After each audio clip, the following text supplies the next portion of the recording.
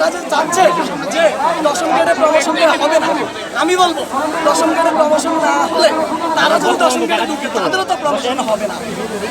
আমি আমার বাংলাদেশের জনগণের কাছে প্রশ্ন রাখতে চাই, যেখানে মানুষ দিন দিন উন্নতির দিকে যেতে চায়, উপরের দিকে যেতে চায়, সেখানে এমন কি হয়েছে বাংলাদেশের শিক্ষা ব্যবস্থায় যে আমাদের ডুয়েট থেকে পড়াশোনা করার পর তারা উপরের দিকে যাওয়ার পরিবর্তে নিচের দিকের গ্রেডগুলোতে চাকরি করছে। এটাকে কি আমরা শিক্ষা ব্যবস্থাকে দোষারোপ করবো, নাকি আমাদের শিক্ষার যে গবেষণা সিস্টেম না থাকে এটাকে দোষারোপ করবো, নাকি সরকার ব্যবস্থাকে দোষারোপ করা উচিত? আমি মনে করি আমাদের ইউনিভার্সিটি সরকারের পর্যালোচনা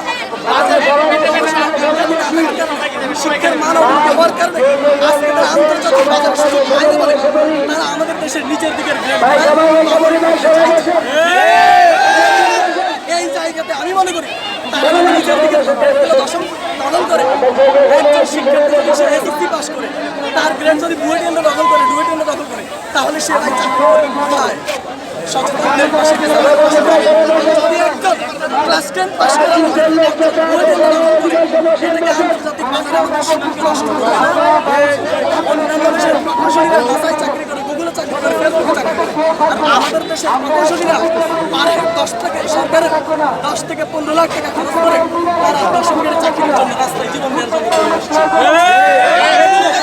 এগুলো আমাদের দেশের শিক্ষা ব্যবস্থাকে যেমন ক্ষুণ্ণ করে তেমনিভাবে আন্তর্জাতিক বাজারে জাতি হিসেবে আমাদের সুনামকে ক্ষুণ্ণ করে আমাদের মর্যাদাকে চ্যালেঞ্জ করে। এই জন্য আমি আমার বিএসসি শিক্ষার্থী ভাইদের উদাত্ত আহ্বান রেখে বলবো, আপনারা দয়া করে এই অযৌক্তিক অগ্রহণযোগ্য হাস্যকর দাবি থেকে ইঞ্জিনিয়ারিং শিক্ষার্থীরা তারা তাদের 3 দফা দাবি উত্থাপন করেছে, যেগুলো আমরা মনে করছি সম্পূর্ণ অগ্রহণযোগ্য, অযৌক্তিক এবং হাস্যকর।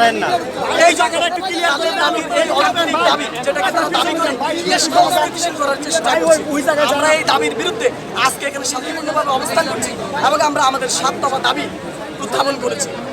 আমরা মনে করি যে তাদের যে 3 দফা দাবি আছে এই 3 দফা দাবির প্রত্যেকটা দফা দাবি ভিত্তিহীন এবং একটা দফা অন্য আরেকটা দফার সাথে অপোজ করে এক দফা আরেক দফার বিরুদ্ধে দাঁড়িয়ে যায়। সেই জন্য যেহেতু তাদের 3 দফা দাবি একটি আরেকটির বিরুদ্ধে, সেই জন্য আমরা মনে করি এই অযৌক্তিক বিশৃঙ্খল অগ্রহণযোগ্য দাবির উপরে ভিত্তি করে তারা দেশকে অস্থিতিশীল করতে পারে না।